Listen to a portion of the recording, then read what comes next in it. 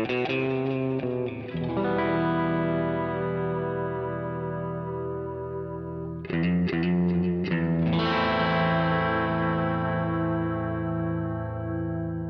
listening to Mark of the Maker.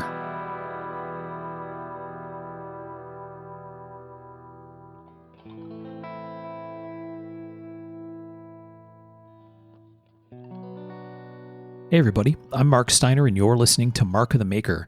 This is episode 105 of the show, and we have what I think will be a very interesting interview for you. Let's go around and make sure we have everybody here. We have Mr. Michael Birch. Here. He had a mouthful of food. I was hoping I would hit the sweet spot. Son of a bitch. I saw him flip on mute, and I'm like, that's the time. Strike while the iron's hot. It's a busy evening. We're all scrambling a little bit to get some food in our belly and get some family stuff taken care of. So there may or may not be a little eating happening quietly in the background. So Michael's with us. Yeah, we have Mr. Tom Crine, Snack King. Hey, guys. And we have Mr. Sean Kendrick, man of finest tastes. Hey. Leg of lamb. Damn, son. Out there tearing it up. All right, let's, we got to get a couple things we got to get out of the way, take care of a little business up front. Tom, you want to start us off? Yeah, we want to give a big thank you to those of you that are supporting us through Patreon. It really makes this whole thing doable as far as getting equipment. Speaking of which, my mic fell off the arm and is duct taped on right now. But anyways, you guys make it possible to get mics, send mics around, help with basically the day-to-day stuff.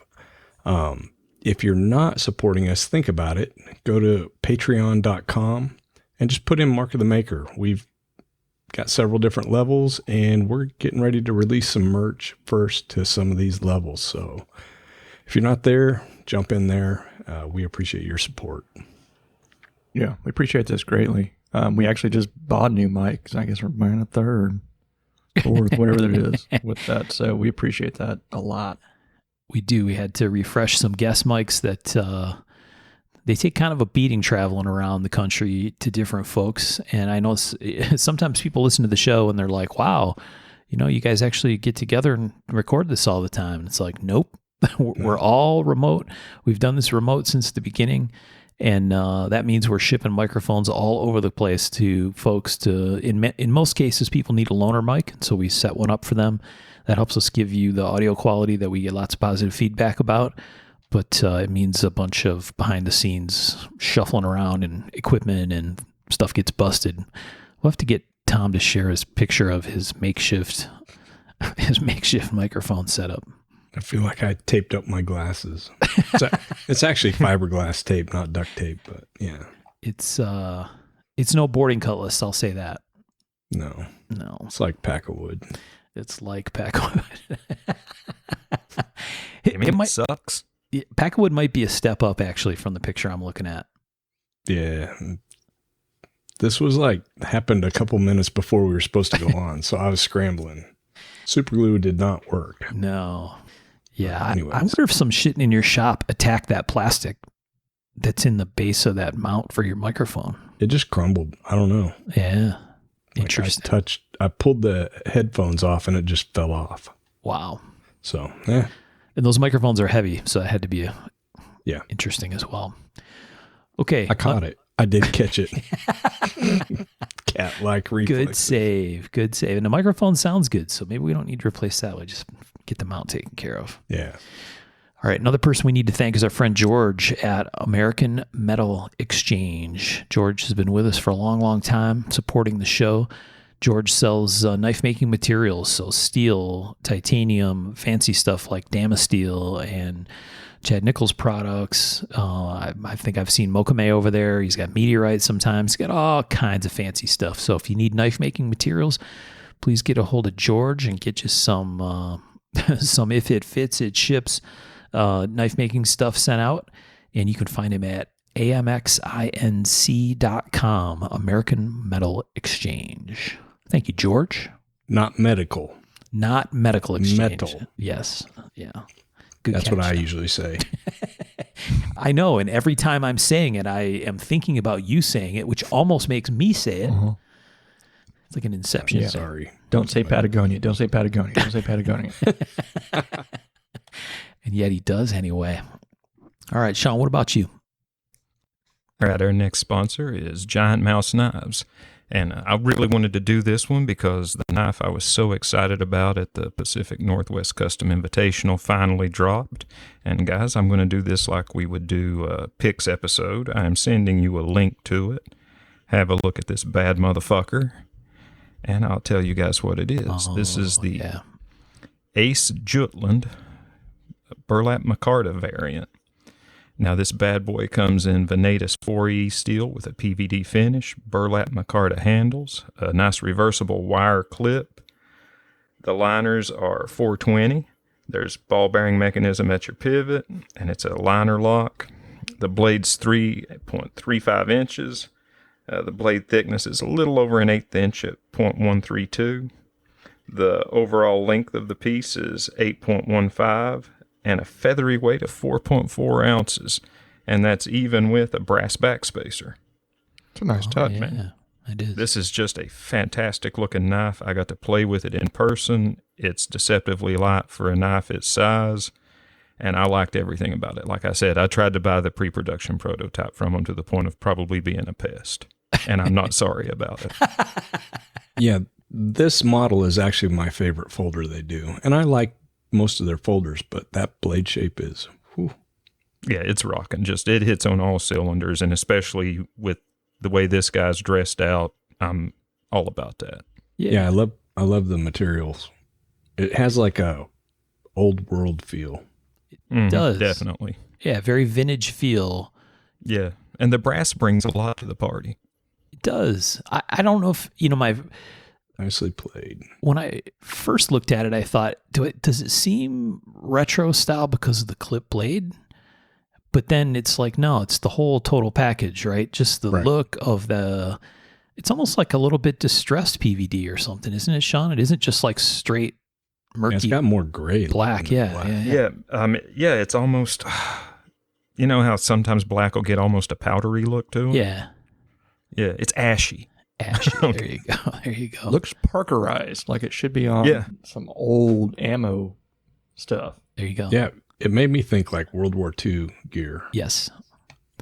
Well done. Like guys. I said, I've had hands-on with this, totally sold on it. I'll eventually get one, no doubt. The burlap micarta is hot, hot, hot. Yeah. So pretty. Well, like I said, every part of the knife just works. It's hitting on all cylinders. And if you guys want to check this out, just go to giantmouse.com. And this is part of their Ace collection. And you'll just look for the Ace Jutland Burlap Micarta. And this guy comes in at a fucking $245. Very nice. I mean, if you don't buy this, you will lose money. They call it opportunity cost. Mm-hmm. Yeah, it's definitely a gorgeous knife. Well done, fellas, and thanks for your support. Yeah, much appreciated. And remember, giantmouse.com. All right. Sometimes when we talk about folks or whatever, we do it at the end of the show. We want to do it this time up front. Some dear friends of ours, Andy and Christy Frankart. Christy's been battling with cancer, and things are getting to a point where she needs some care at home. And so we just wanted to send our love Christy's way, Andy's way, their family's way, and express our deep concern and love for them. And we wish for peace for you guys.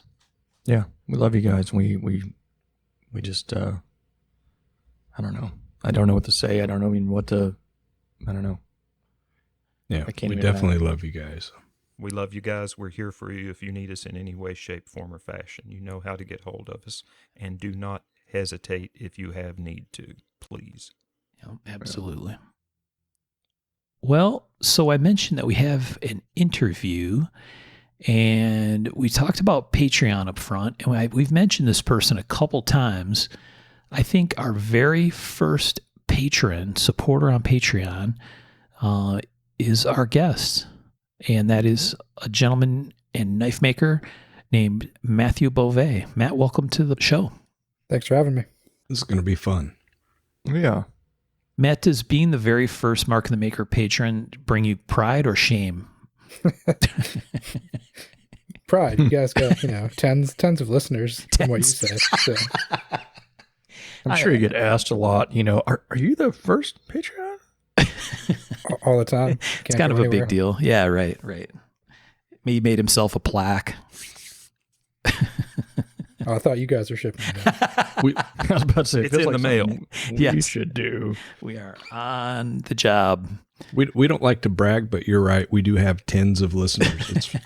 It's pretty awesome. Yeah, I might have slightly oversold, but it's really close to that. Right. Yeah. Well, we tend to have like a variety of guests from guys that have been doing this for a long time, in different styles of making. And Matt is a guy that's fairly new. I think that's safe to say, to knife making. I think has an interesting story, and we were just wanted to hear from him. I think it'll be quite a fun episode. Yeah, it should be cool. Yeah, he's done some cool stuff. Yeah, lots of cool stuff. We're going to get to that. Matt was part of our recent 3 more knives episode. He was one of my picks for a fantastic looking kitchen knife in a collab steel that he made with somebody. We'll get into that stuff a little bit later on.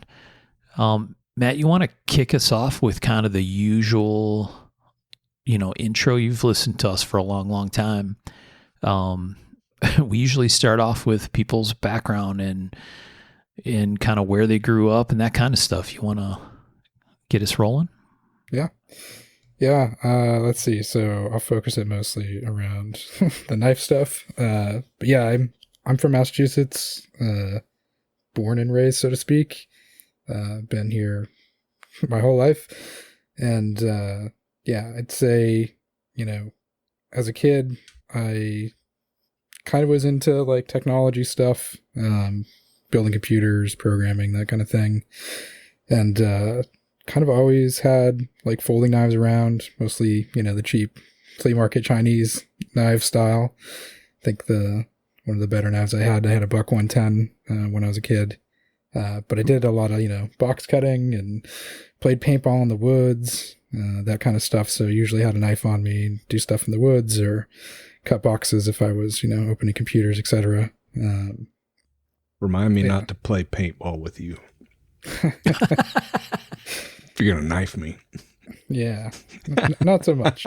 in case the paint doesn't finish him off and you get a little close quarters battle. Yeah. Yeah. So I think, kind of always been into like folding knives. A couple other ones I had, like, so Kenangan Rainbow Leak, and I had the regular leak as well. Kind of like those ones, having those around. I got a K-Bar USMC at one point. I had to borrow my mom's credit card because I was too young to buy it on my own. But she let me borrow her credit card, so I got one of those. Very cool. Then I got some the K-Bar Dozier folding knives as well. I've had a ton of those. Good value for the money. So over the years, I had a bunch of those. And yeah, so mostly into lockbacks a lot when I was a kid. Liner locks, the ones I had were the cheap Chinese ones originally, so they didn't hold up so well. I didn't really trust them. It wasn't until later in life where I learned, if you have good geometry on your liner lock, they're actually not bad. So I did a lot of lockback stuff when I was a kid. But Matt, what do you think kind of drew you to having a knife in your pocket in the first place? Was it through like Boy Scouts or through someone in your family gave you one, or how did you come to even have a knife at all ever?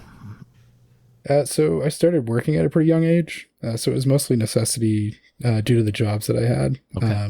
So, I can't remember distinctly anyone giving me one when I was a kid. I think I probably bought my first one.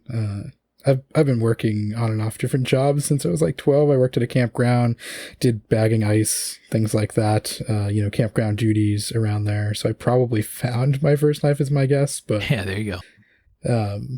But yeah, so a lot of stuff, just, doing whatever tasks. And then, I got into the computer stuff. I started working, part-time, like in the summer and things, about 14, 15 in that range, in a corporate environment, and cut a lot of boxes. So pretty much always had to have a knife on me. We were doing a lot of computer refreshers and stuff for the company I worked at. So a lot of shipping and things like that. So kind of always had one on me, just for work. Right. Yeah, the campground thing for sure sounds like that makes a lot of sense, right? I don't think you could do that kind of job without having a pocket knife in your pocket, at least not very easily. Yeah, it's definitely harder. Well, speaking of shipping, I think Tom is broadcasting from Crying Knives Intergalactic Headquarters shipping building. That's true. Kind of where did it go from there? I have to say, Matt's a tech guy, and that made this whole mic configuration thing incredibly easy. It's definitely not always the case. I'm going to go out on a limb and say most knife makers are not technical people. And sometimes that makes getting a mic set up and working properly a very interesting challenge. But Matt was a boss. He knew exactly what to do. So technology is the devil's doing. Yeah, exactly what I said. So work stuff, right? Job stuff. Were you, as part of your growing up life, Matt, did you guys, I mean, you worked at a campground, so I assume you were doing some camping stuff at some point or another. You mentioned folding knives. Did you favor fixed versus folder, or? Yeah, mostly folding, just because, again, like, it was on me all the time. Where I grew up, not many people carried fixed blades, being in Massachusetts, exactly known as the friendliest state for knives. Right. But yeah, so mostly folding knives. The fixed stuff I had, was more like when I was out in the woods doing paintball and things like that, I might have a fixed blade on me, but, going out in town definitely was folder. So I, favored folders much more than fixed blades when I was younger. Right. Buck 110, solid choice. For sure. Solid choice. To get kind of a timeline, about how old are you? I mean, have you been doing this for a while, like this collecting, or, are you kind of, where are you at on that scale? Yeah, so I don't know what I'd call what I did when I was younger, collecting. Well, but yeah, so I am 36, and this would have been back, I'm thinking back probably like 8 to 10 is probably when I got my first knife. Yeah, so you're not too far off from me, a little bit farther from Mark, but, Right. Mm-hmm. Keep telling yourself that, pal. Yeah. How long have you been making knives? So since 2016 is when I started doing blacksmithing, and then the end of 2016 is kind of when I started doing a little bit of bladesmithing. Very cool. So a while. Yeah, a little while. Yep. It's it seems like it keeps getting longer and longer. Yeah, it feels, I've probably, I think I was counting the other day, I've probably done about 70-ish. I'm in that range, 70 different kind of blades. I don't say knives because some of them are swords. But yeah, I'm in that range right now. What initially brought you to blacksmithing? Yeah, so when I was in high school, I was in a science class, and there was like an extra credit question that I got the right answer to. And that science teacher did an after-school activity for people who got it right, and he had brought in a coal forge and taught us how to make hooks. So kind of at a pretty young age, I got exposed to blacksmithing and actually really liked it. And then kind of, life got in the way, and then, 2016 rolls around. I'm like, well, I'm not getting any younger. I really want to do this, so I should probably just do it, or I'm never going to do it. And so I just decided, yeah, I'm going to do that. And I went and bought a bunch of different things. So I bought a forge, a welder, an anvil, and some tongs. And then decided, I should probably learn what I'm doing before I do something bad here. So I went and took my first course at New England School of Metalwork in blacksmithing that year. Wow. How cool is it to have a exposure to blacksmithing as part of like an after school activity? No kidding. That's awesome. Yeah, that's cool. That was your science teacher? Yeah. It was definitely interesting. There was only like 2 or 3 of us there. Oh. So was your science teacher was into that, obviously, into blacksmithing, or was it more of a curiosity thing for your teacher as well, or? I think he was into blacksmithing. I don't think he was doing it as anything more than a hobby at the time. It seemed like he knew how to make hooks. I don't think he did too much else with it, but he was kind of a hobby dabbler as far as I can remember. But yeah, he had the coal forge. He had some pretty basic equipment that he had brought out there. But he didn't really talk about other things he did. So I just know from, working with him for that year. Right. So did you see any custom knives? Were you aware of custom knives, or did you get to it from blacksmithing and then into bladesmithing? Yeah, so I didn't really know about custom knives until I started doing bladesmithing. I was aware that there were custom knives, but I wasn't really into that. Like most of the stuff I had as a kid was production. The paintball thing took most of my money when I was a kid. I definitely got into that pretty heavily. I started thinking about machining stuff all the way back then as well, because I was, looking at these paintball guns and taking them apart and fixing them, and was looking at the cool anodizing they were doing back then. And some of these paintball guns had pretty cool mechanisms around like the bolts and trying not to break a paintball if it got caught. And there was some really cool machining stuff going on. So it did interest me as a kid. I was kind of trying to figure out what this stuff was. So I'd go read a bunch about it. But yeah, so it's always kind of interested there. Definitely interested in like paintball guns, and that leading to, interest in guns as well. But as a kid, which paintball guns? Which paintball guns do you like? Yeah, like the autocockers or the spiders, or? So I definitely had a spider. My first was a too. Spider. It was a Spider Java, and everyone made fun of me because it was anodized purple, but they didn't make fun of me when they got shot. It's weird how that works. And I had a matrix marker. I had these Armatech WG65, which was like a replica M16.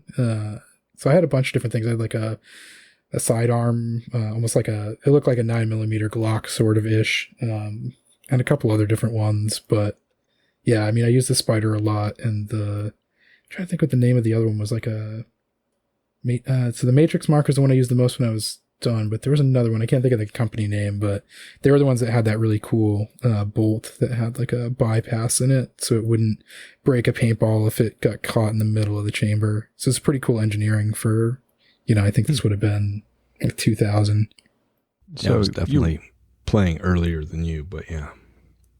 You were rolling on that field kind of like a commando, with your knife and your sidearm. And yeah, I don't think I was that cool, but that's a good way to put it.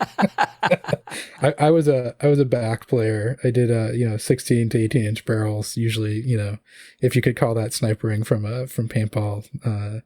It's funny. I used to play with my father, and he's a tall, skinny dude, and he used to be the runner in the front. So he'd draw people in, and then I'd take him out.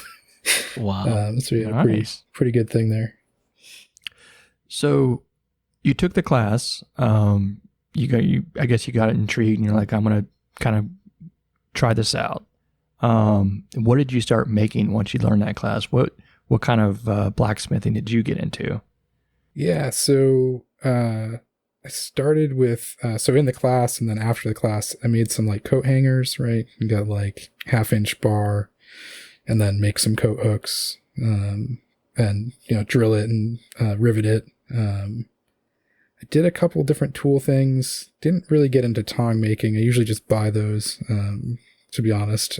But mostly like just, hooks and utilitarian things like that. Before I did the knife stuff. Even today, occasionally I'll make one of those. I did like, chain links. So we did a little bit of forge welding, a couple chain links together, see how that worked. The Colonial tasting spoon is one of the projects they have you do. I'm trying to think of some of the other stuff. Bottle openers. That's offhand. Those are the things I can remember from back then that I was working on. Did you find that, this is going to sound like a condemnation maybe of your science teacher, but did you in those classes, obviously you learned a bunch more than you did when you were doing stuff with your science teacher, but did you realize well, my science teacher was full of shit, or or was it very reminiscent? It was so long before I don't 100% remember. I remember him having us like hammer a taper in. I think we actually did a twist on the hook, which is, I guess, advanced for, back of the school, Pole Forge for kids, because I would have been 7th grade. I don't remember how we actually put a twist in it. But I remember having it have a twist. So, but yeah, he, I think, it was definitely basic instruction. It was like, get it red and hit here. I definitely don't remember it being like appropriate temperature. I think we were probably getting it to red. And I do remember distinctly burning myself, cause you're like, forget that it's hot metal and, slap it in your hand. Right. So you learn fast. The hard way. And what was it like, would you sell some, or was it kind of like, gifts for friends and family? Yeah, so definitely friends and family, right? Making the, the coat racks, I gave one to like my mother-in-law, my father, my mother, and then we have one here still. The first one I ever made, actually, we use here still, and it's really good for really heavy winter jackets. It doesn't break. In fact, I actually ended up a couple of years ago remaking curtain rod hooks that kept bending because they were white metal. I made them out of mild steel, and they do not bend now. You could hang off of them. But yeah, so most of the stuff that I made for blacksmithing was either given away or used by myself. Now I'm trying to I don't know when Forged in Fire started. Did any of that coincide with this sort of stuff, or is that a little bit before then? So it was around the same time. I think I got back into it before I had seen the show. I think as part of getting into it, the show had already been on, but I wasn't watching it. Yeah. So once I started getting into it, I watched the first couple seasons. I want to say it was probably season 2 or 3, because I know a bunch of people that were on season 1 now. And yeah, I think I had to go back to watch their shows back then. Okay. Yeah, I just didn't know if that played any part in you getting into any of that sort of thing. So you're making necessarily. Yeah, so you're making the blacksmith stuff. When did you start kind of seeing some bladesmithing? Yeah, pretty much right away. So the blacksmithing class I took was the first blacksmithing class that Nick Rossi taught. So he was the resident bladesmith up there, but he had been transitioning, learning from Derek up there about, teaching blacksmithing. And so I was in his first blacksmithing class. And so started talking to him. We got along really well right in the beginning. And it was like, oh, yeah, you're a knife maker. Cool. It's definitely something I'm interested in. So we started talking kind of back then. Oh, you're a knife maker. Cool. Yeah, how about those Patriots, Nick? Well, we're so sorry about Nick. Yeah, he's definitely the one I've learned the most from. I consider him a mentor, so for sure. Yeah. It seems, the blacksmithing thing is interesting because, and I guess this could be argued for bladesmithing as well. It feels like something where a guy might run out of stuff to do. You know what I mean? Unless you were making stuff in volume or specifically to order. I don't know. Maybe that's not fair to blacksmiths. Why not? Because we just make knives over and over again. Well, yeah, that's what I mean. So maybe not. There's a ton of, if you get into tool making. Yeah, there you go. A ton of stuff to do, right? Because you can do hammers, tongs, axes, whatever you're going to do. But yeah, there's pretty good steady amount of work if you have customers. Right. Yeah, I guess like everything else, right? The fireplace poker set, I bet that's a big one. Yeah, there's definitely people out there, up near like Nick and stuff that still do a ton of blacksmithing, like fire poker sets and such. So there's definitely demand. Gates were a huge thing before the knife making thing, right? A lot of the blacksmiths made, the gates for different places. Right. Yeah, there's oddly enough a production, quote unquote, company here in Springfield that does ornamental blacksmith made gates. Kind of wild. Really? Yep. Very interesting. Sean, wasn't Dave Brown that came on with us? Didn't Dave didn't he work with somebody who is sort of like some master of making gates? Yeah. And I've seen some of Dave's gates that were phenomenal. Yeah. I mean, just works of metal art. Yeah, like super organic, crazy looking stuff, right? Yeah. Yeah. Yeah, definitely making the metal flow. Yeah, before knife making, that was the way to make money, I heard, right? I know people that are knife makers now that before the knife making boom, they were doing gates because that's how they were making their money. Yeah, that's got to be a little bit wild. So you did the couple classes with Nick, which I'm envious of. I so badly want to take a class with him. And I keep thinking, oh, we need to have a Mark and the Maker class with Nick, and maybe he'll give us a discount. But that hasn't happened yet. So you see that he makes probably his kitchen knives. Was that kind of what drew you in a little bit?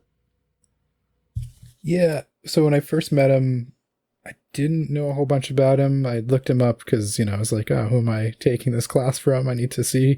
This isn't just some rando. I'd like to see that this person's done stuff. So I kind of looked him up before I went up there. And yeah, I saw his kitchen knives. I talked to him when I was there because I was interested in the knife making side because it looked cool. I was like, hey, I've always had a knife. It'd be cool to make one. And kind of talked to him about like the intro to knife making, the ABS course, which is a 2-weeker. And he's like, maybe you try a shorter class first to see if you like it, which was a good call. And so, yeah, so I think like a month after I took the blacksmithing course, it was one of the rare weekend courses that they offered. There was a paring knife course that Nick was teaching. I was like, oh, I'll go do that. It's a weekend. I don't have to take time off from work. So work out nicely. So that was kind of my first introduction to knives, was making paring knives at doing school metalwork with Nick. Was that something where it was like, oh, okay, I really like this? Like, was there a little bit of an aha moment as part of that, or was it just kind of another branch that seemed interesting?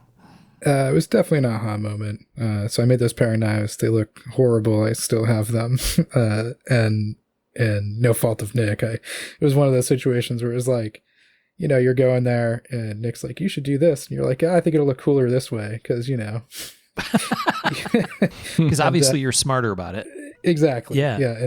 And he was right. And so, yeah, so I still have those in a drawer someplace, but, yeah, no, it was pretty instant. I really liked doing it. It was cool, to see something get forged, and then take forge scale off. The whole thing was new to me really at the time. So it was like, wow, like this metal looks crusty and gross, and you can get it back to like this nice shiny thing. And working with, I think Micarta back then was new to me as well.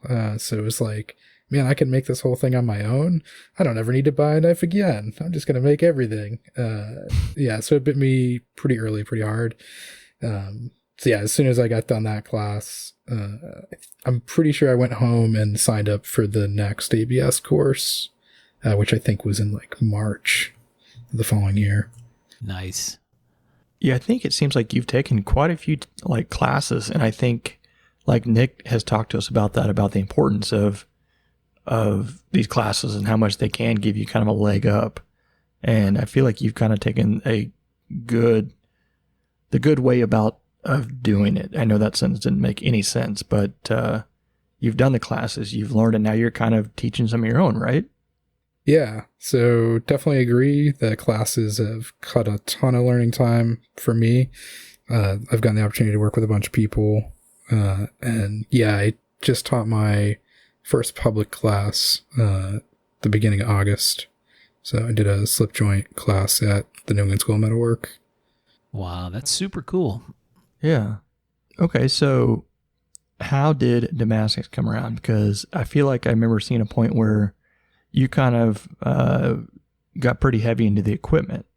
Kind of got a bunch of cool toys. And I was like, damn, this guy is going into it. Yeah, so when I first started doing this stuff, right, I'd gotten the blacksmithing stuff. I'd picked up a grinder pretty shortly after I did my first knife course. It's pretty obvious I was going to need one. So I got a 2x72. I was still working out of my garage. And so I was kind of building my own desks, welding them up and everything. And then everything was on wheels. So I would wheel it outside because the garage is under the house. So I would wheel everything outside, do the work, and then wheel it all back in. And I think I had picked up an Uncle Al's press. I'd taken a class with Nick, my first like intro to Damascus, and we made like little hunting knives, and it was a random pattern Damascus. So I took that and was like, okay, this is cool. Definitely want to do more Damascus stuff. So I bought the Uncle Al's press, and I was using that under my house here. Eventually, I decided I'd like to get a power hammer, and that is not going to work in my garage. So I decided to build a shop in the back of my house. And so I kind of planned all that out.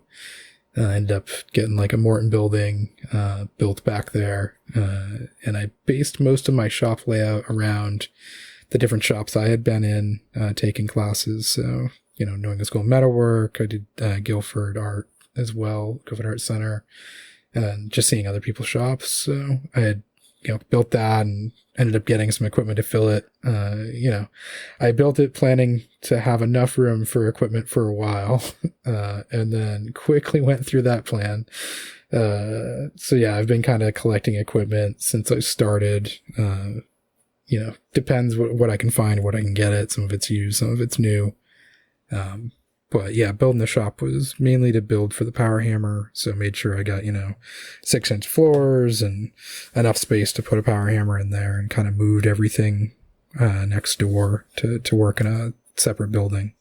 So are you married or not? Or I am. How you, okay. And you're still married. To apparently a very patient person. Yeah. She's great. She supports me 100%. Yeah, and it's still married somehow, yes. So you're going to have to tell us about the power hammer. What did you get? What other pieces have you added to your collection?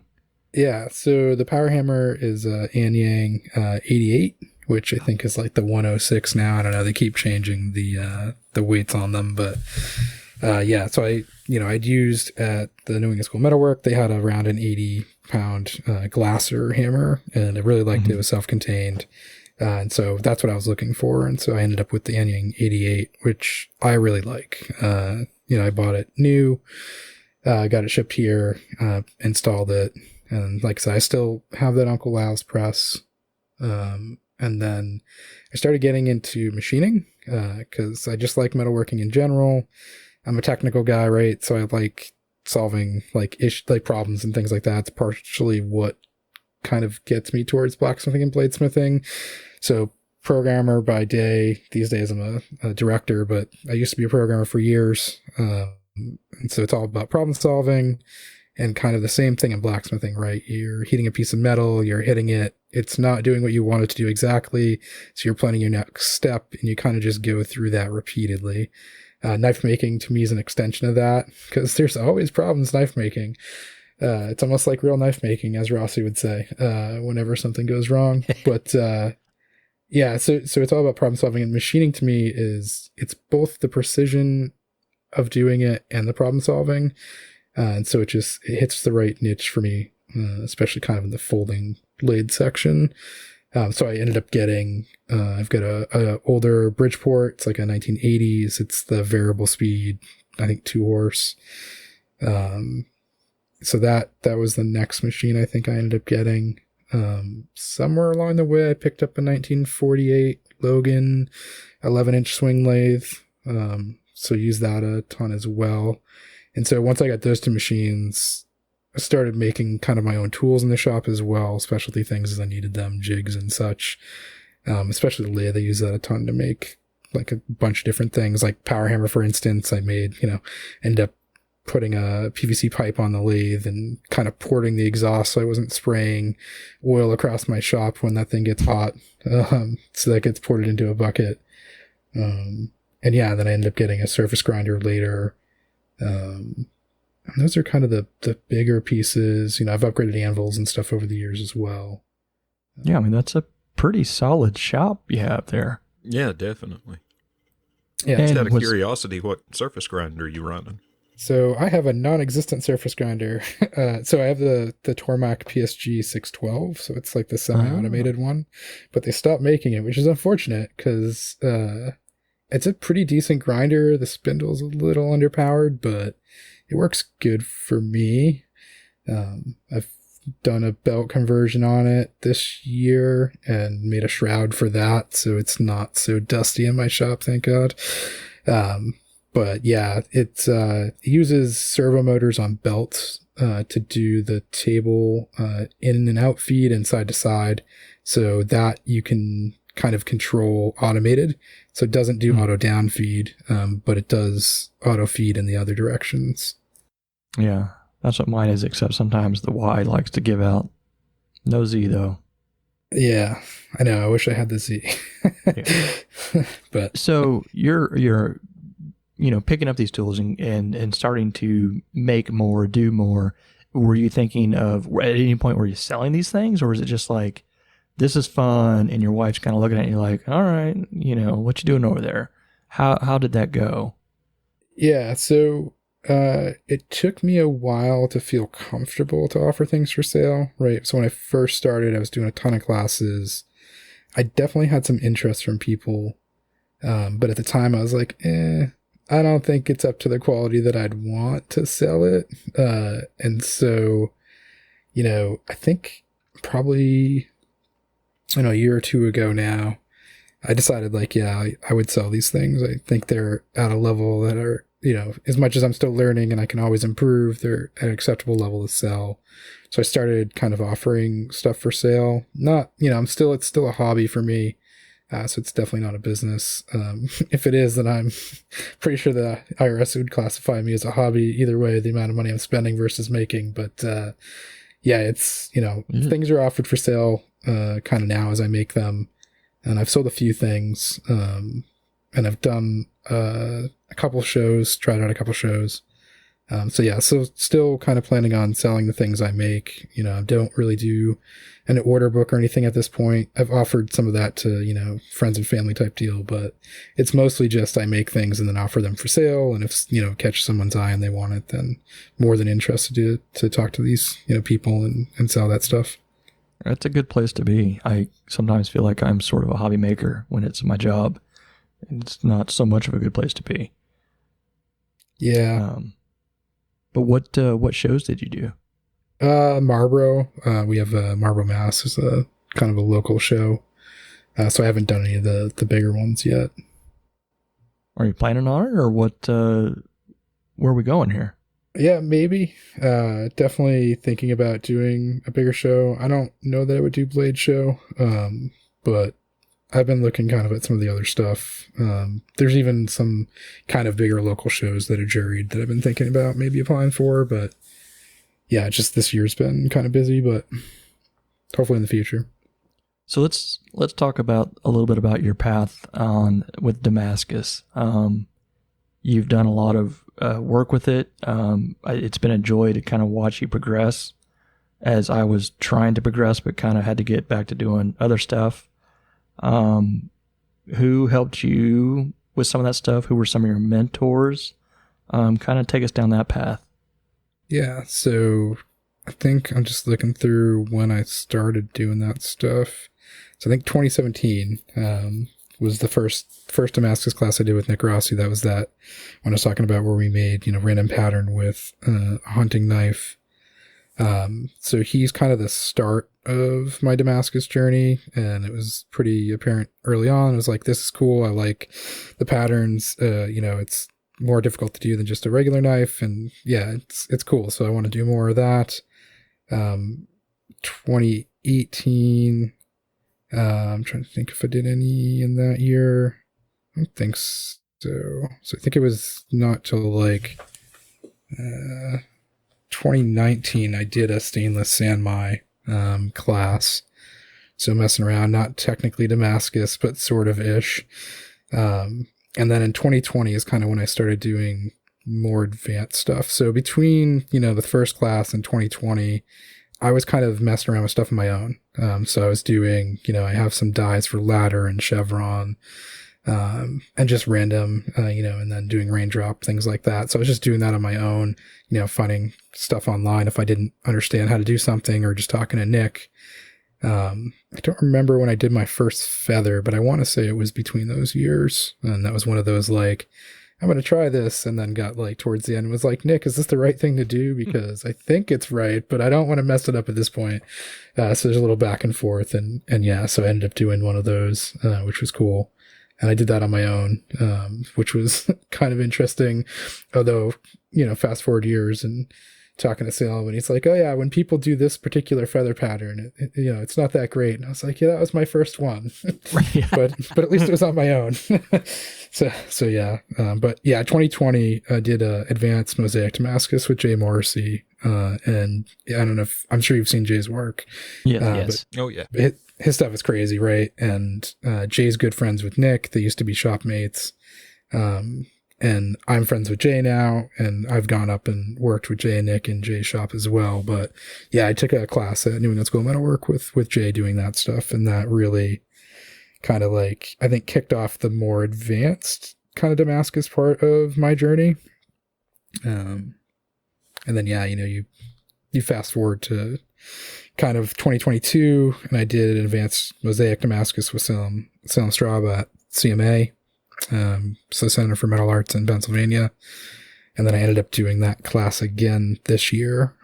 So I've taken that class twice. So it's a 2-week course they do. And it's literally, yeah, you go down and you basically come up with projects you want to do. And then Salem helps you. So you can pick your own thing. You can pick something he's done. He'll help you decode stuff he's done if you want. But you can kind of do whatever you want, and Salem will help walk you through it. So Salem's been a huge influence on me as well. So I'd say, Nick, Jay, Salem, for sure, they're giant influences between knife making and kind of Damascus making. Yeah, his stuff is wild. I didn't know he taught a class. I'm sure I probably need like 2 or 3 classes before I got to his class, but that would be I don't know. one He's hell of a pretty resource. Good. I think he could be almost any skill level. We definitely had varying skill levels in both classes. So but it's like 2 weeks straight. Like, yeah, you go from, Monday to Friday basically. And then you don't work the weekend between. But they basically have like a house up there that's like an old rectory that people stay in. It's fairly cheap considering to stay there. And you can stay there for the 2 weeks. And so over the weekend, you usually just hang out and do whatever. But yeah, it's a Monday to Friday. Okay. Wow. Yeah, that's pretty cool. Intense, right? 2 weeks straight. Yeah. The thing is, you get a lot done, and because you're someplace else, there's just like no distractions. So you're just, right. All day you're doing Damascus stuff, and it's definitely been helpful for me to kind of focus. And it's like the first class I took, I wasn't sure what was going to happen. So kind of learning what you can do there, and learned some really cool stuff. But then when I went again, it was like I was prepped. I knew what I wanted to do. So I was able to kind of like, I want to do these things. This is what I want to get done. I brought some of my own steel. So I had extra steel, and I worked hard for 2 weeks and just kind of got as much done as I could. That's awesome. Maybe I have to wonder if one of the reasons that the Damascus thing has become very interesting for you goes back to that, problem solving. It's almost like working a puzzle, right? It's the way I think of it when I'm trying to solve a problem. Is that the way that lines up for you as well? Or what do you think got your attention about digging deeper into Damascus? Because you've done some complex stuff. Yeah, it's definitely like problem solving, and then just trying to push the boundaries, really, right? So like learning how to do the basic stuff, and then like, how far can I push this? And Jay's really good at this. Like, Jay constantly pushes the limit. So it's been really cool kind of working with him. So I took that class with him, in 2020, and then I actually took it again in 2022. So between the 2 Salem classes. And so when I took it again, I brought in some 3D printed stuff. So we did some 3D printed canister stuff, which Jay hadn't done before. So I kind of brought that into like the class, and it is really just about pushing the limits. And so I was like, hey, what can we do? You know, I kind of coordinated with Jay beforehand. And so we ended up doing some stuff in there that, you know, was new to kind of the both of us. And so Jay's done canister, but not the 3D print stuff before that. And we ended up, you know, later working, like me, Jay, and Nick, worked to do even more canister work up at Jay's shop, you know, later. I think we did that, beginning of this year. Spent a few days and just kind of did a bunch of collab work. But yeah, it's definitely problem solving. It's pushing the limits, and, you know, what can you actually do? And it's just cool, right? At the end of the day, you get, you know, some amount of a picture, and people are usually, pretty like impressed by it. Although I think most non-knife people don't quite understand what's happening. And so you know, trying to explain it to people is kind of, interesting. It's like, yeah, it goes all the way through the blade. No, it's not. You know, when you say etch, they picture you with, you know, a little like rotary tool, like etching in the surface. A lot of family members. So it's like, oh, no, this is, and so I, you know, try to show them kind of the workups to the final pattern to try to like drive it home. But I think they're just like, yeah, that's cool, kid. You can stop talking. That happens a lot, I think, with all of us. So go ahead, Michael. Just a quick question. Who came up with the 3D printed stuff? Yeah, so as far as I know, Steve Swarzer and Kilroy's workshop were kind of the first to do that. I saw Steve post something about 3D printed canister, and I was like, hey, that's a cool idea. I'm going to figure out how to do that.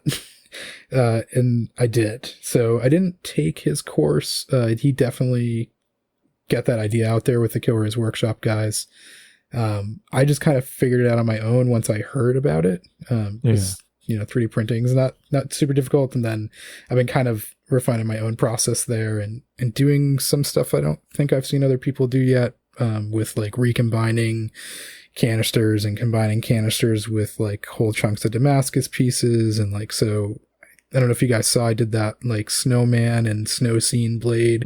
Looks like windows with snow, and there's like a snowman in there. So that is like, you know, probably, I don't know, 15, 20 welds of different things. So like, you know, do the snowflakes, resize them, and then recombine those in a canister, and then recombine that into like actual chunks of Damascus to make a window pane, and then recombine that in a canister as a chunk of Damascus with actual powder as well to create the snowman that looks like it's on the hill in the background.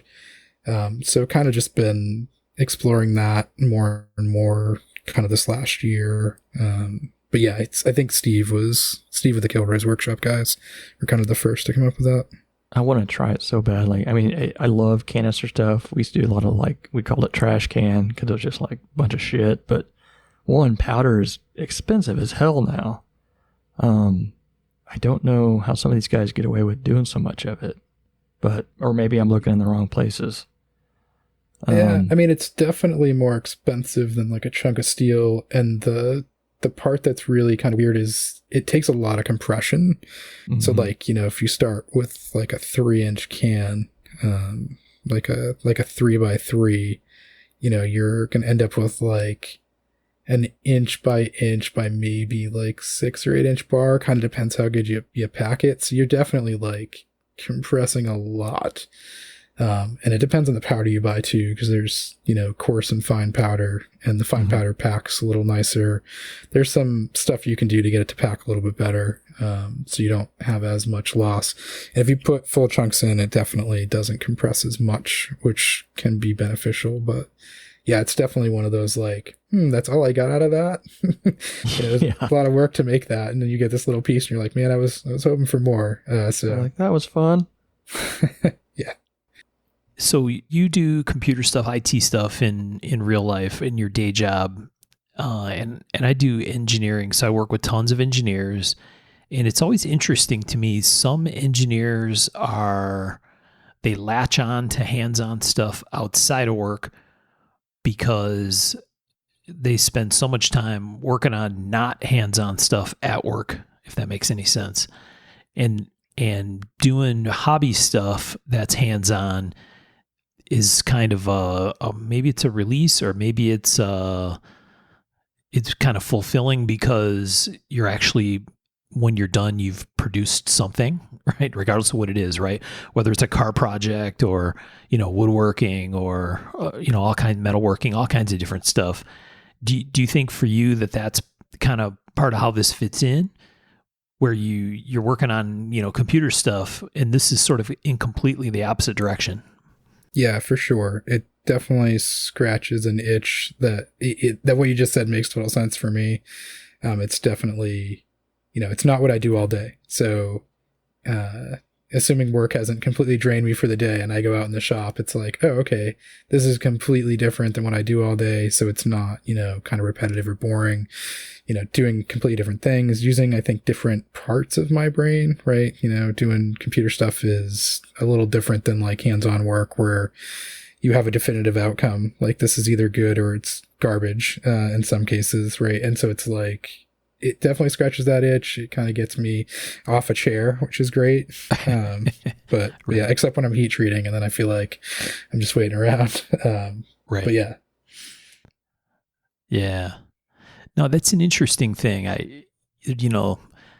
sure you have the experience with people you work with as well, right? Where some people have this hands-on side of their life and other people are like, zero interest. You're going to do what? Hot stuff? You're going to get dirty? No. Hard out. Yeah. That, and when you tell them, it's like, oh, I spent like 120 hours in that project. And they're like, what? How'd you spend that long? It doesn't even make sense to me. And you're like, oh yeah, that's, a normal, like more complicated project, right? Right. They're probably like, how much are you getting paid for that? And you're like, oh yeah. Yeah, you don't even want to talk about pay with yeah. these guys, right? It's Right. like, it's like, how much do you think this is worth? And then they give you some like, I'd give you like $50. You're like, cool, thanks. I'm not sure if you know this, but it's $50 American. That goes a long way. Yeah, and then you try to explain to them, it's like, yeah, the powder costs more than that. And they're like, well, why would you pay that? Exactly. they're like, you can go to Walmart and get a knife. And I'm like, yeah, I realize. Well, that's when you say to make fucks like you ask that question. That's why I pay that. Yeah, exactly. So when it comes to the knives themselves, is it kind of a canvas for your Damascus? I mean, I know you want it to be like a well-working, proper kitchen knives, but is it like, do you want to ever change from doing kitchen knives, or is that kind of a big part of it too? It's like, well, look at this, because I used to love big knives for the Hamones because it was this, place where you got to showcase a Hamone. Is that kind of how you feel with the chef knives? Yeah, for sure. It's funny because I have like sort of like an identity crisis. Like I want to be a machinist, but I want to be a bladesmith, but I want to be a blacksmith. I have all these different things, but and I mention that because it's like, I really like making the Damascus and I really like making the cool patterns. And then it's definitely like, I look at the pattern I made and I'm like, well, what can I use to showcase that? Chef's knives definitely are one of the easier ways to do that. Smaller patterns, I do like slip joints and liner locks and other folding knives. And you'll see me a lot of times do like a sheep's foot when it comes to like a Damascus one, just for the same reason, because it's a good canvas, versus, something that's like a drop point or something where it's going to be somewhat distracting in certain patterns to kind of either, forge that out. If it's mosaic, you don't really want to distort it that much. And if you're just grinding it off, it's going to be sort of distracting too. So it kind of depends what you're doing. But yeah, I'm definitely thinking about the projects I'm doing when it comes to like where I use the Damascus.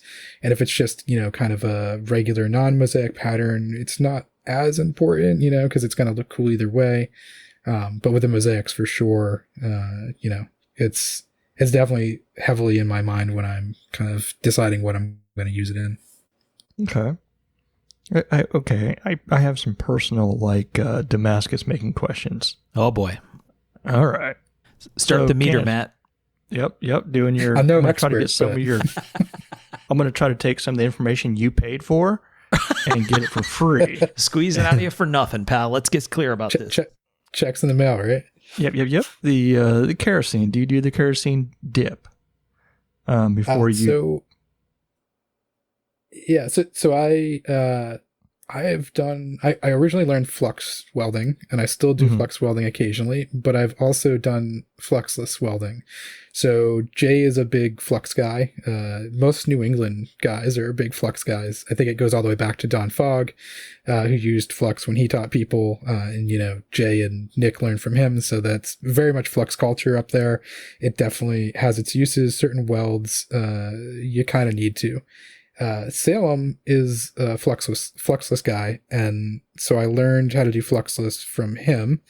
And so usually, surface prep is your friend, although you'd be surprised. As long as it's not mill scale, it usually sticks.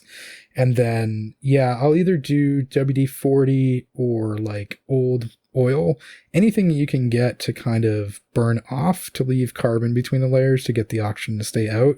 And it really just is like tightly kind of tack welding things together, and if it's going to be a longer billet, you need to make sure you tack the sides so they don't kind of blow apart on you as the different layers and different sizes kind of heat up differently. They tend to want to bow out if your outsides are thinner.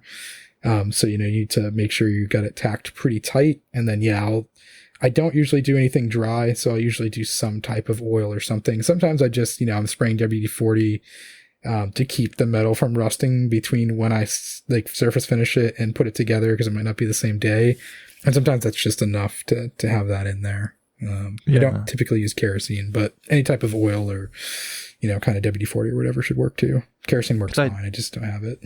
I'd never seen that before till, Instagram came around, and same sort of thing when I did stuff with Jody Muller and stuff. It was like you flux everything. You toss a little flux here, a little there, put some on, your cheeks, whatever. You had to do it just to make sure everything worked. And, seeing some of these guys not do that was kind of interesting to me. I was like, well, maybe they're better welders because I'm also a shitty welder, which makes life a little harder. Shitty welder. I mean, depends on your equipment, but it's heat, temperature, so your temperature, your time, and your compression. So I'm talking about my actual welding. Your MIG welder. Yes. Yeah. Okay. You see a lot of guys that are doing TIG without fusion welding. Fusion TIG, yeah. And I'm just like, damn it! I wish I didn't suck at this stuff so badly. Have you messed with that at all, or is it basically stuck with the MIG?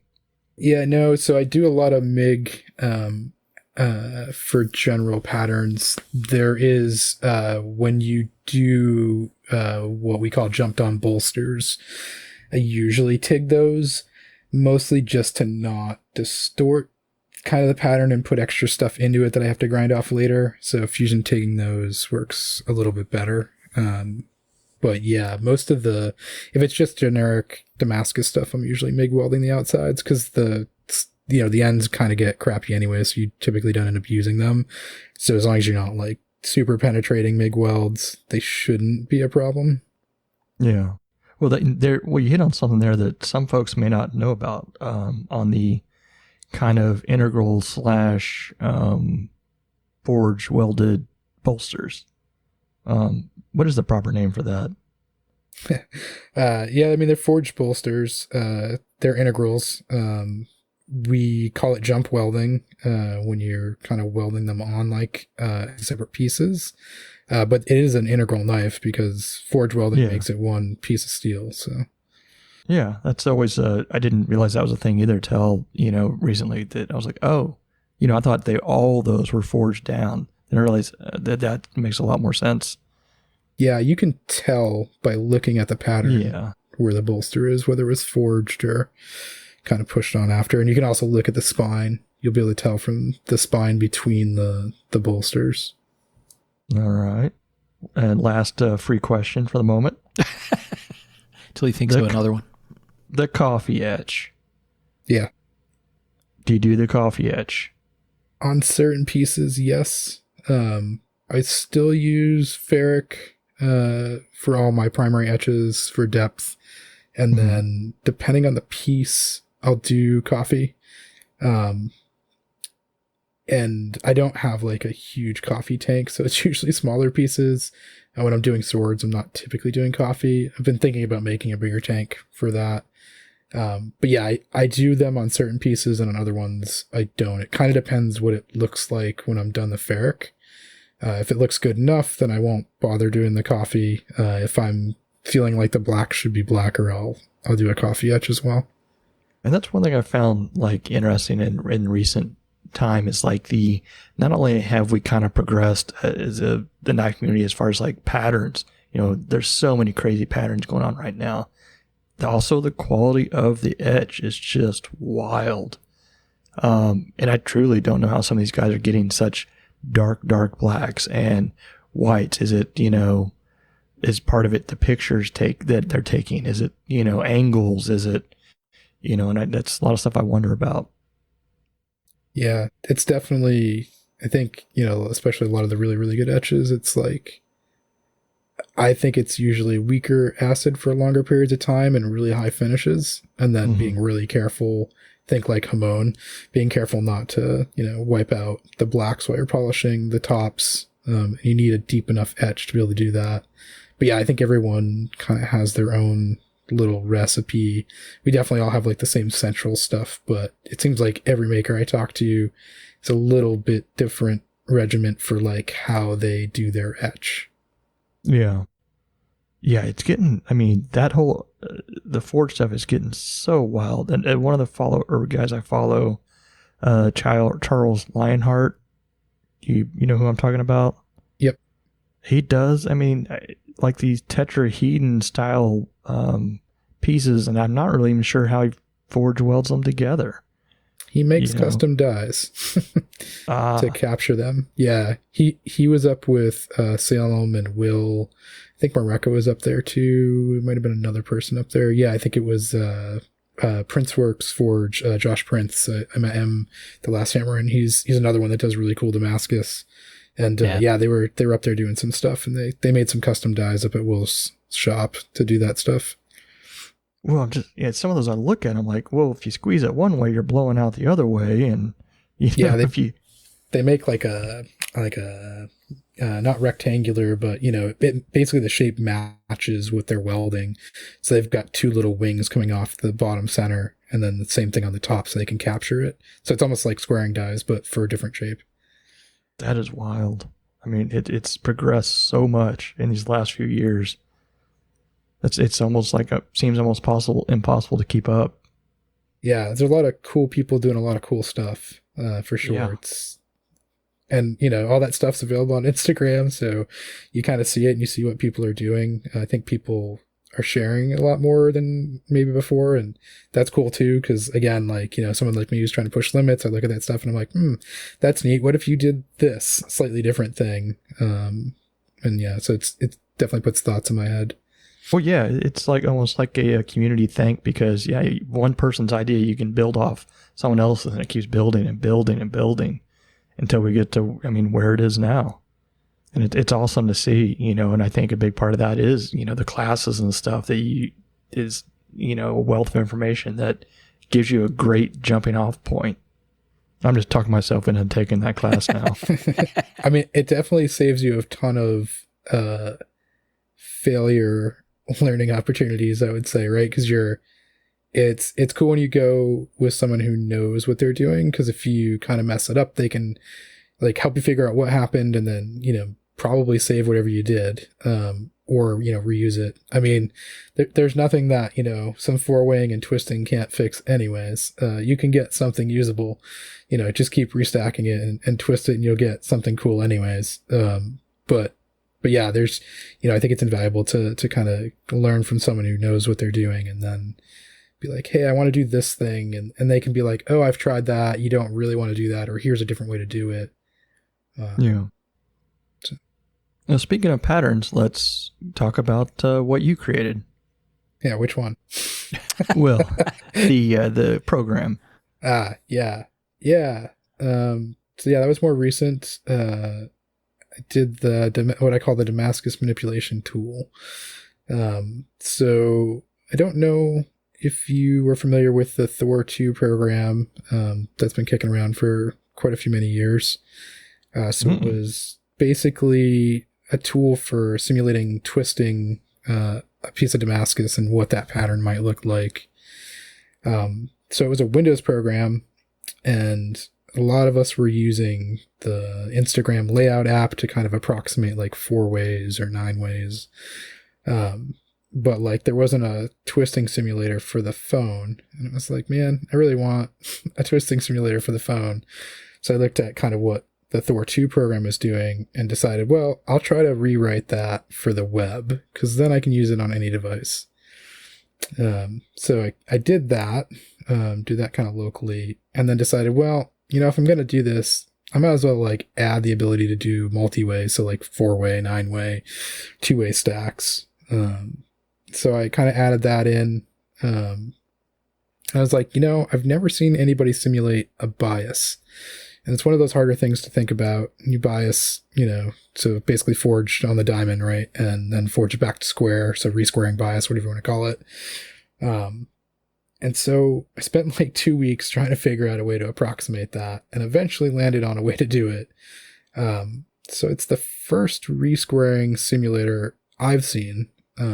It's definitely approximation. It's not, 100% or anything, but it gets a pretty good idea. So I think now I've got like the multi-way modules, the biasing, the twisting. I'm trying to think what else I ended up putting in there. But yeah, I basically made this for the web, mostly for me to start off, because I wanted it, when you're in class and you're talking to people and you're like, hey, like, I was thinking about doing this pattern. They're like, show me. I'm pretty bad at drawing. So it's like, yeah, where's Fusion when you need it? But yeah, so yeah, I've got some squash stuff, bias, multi-way, twist. I did a tile module as well, so you can see kind of what a tile would look like. And then I have a generate module, and the generate kind of just lets you like go in and quickly generate something like a number of layers or squares, type of like a grid or a gradient, something with a thick center. And so the idea is it's one kind of page. And so you can go in and create something, and then at the bottom it says use generated image, and that'll just keep reusing it as you go through the different modules on the site. So you can kind of keep building out from like a building block, or you can choose an image off your phone. So you could look at like a bar steel you're making, take a picture of it, and then choose that image and use it for the different modules. But the kind of idea is like you would keep manipulating it within the tool and the different modules, and you can kind of keep building on itself. So you can kind of keep messing around and kind of see what it might look like if you, did a bias and then, 4-wayed that bias, and maybe you 9-wayed that, and then you tiled it. And then you can always export the images at any point. So you can save them, and at the bottom I added like a recipe thing, so you can click like show recipe, and it'll kind of tell you what you did to get to that point. If you did a 4-way and you rotated squares or whatever. So I kind of built this for me, and then was showing some people at a Hammer In that I went to in July, the NASM one, and yeah, people were like, hey, that's pretty cool. So I decided, yeah, I had sent it to Rossi and a couple others, Salem and Rossi basically. And yeah, so I decided to open it up for kind of anyone who wanted to use it. And so far I think it's gotten pretty good reception. Yeah. And for the lay people, Damascus is very much a 3-dimensional type of thinking that can be very confusing. Just imagine stacking clay of different colors and twisting that chunk, or cut it into pieces and stacking those. And that's what he's talking about with the 4 ways and the stuff like that. It can get very confusing to be like, well, how's this pattern going to look when you cut it at an angle or from the top, from the side, and then add those together. And so, yeah, that's a very useful tool for people trying to figure out how this is going to look. But yeah, I think that's a very interesting thing you built there. Yeah, and it's kind of neat because it crosses like my kind of day job stuff with my hobby, which I've always kind of been looking for a project like that. So Salem and I had talked a couple times about, hey, wouldn't it be cool if we had something that did something similar to this?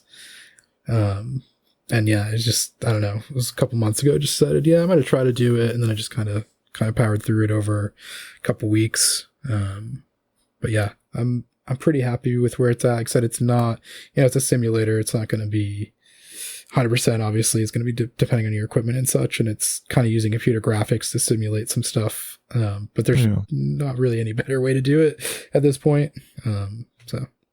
So tell us about how you got into the folders, the slip joint stuff. How did that come about?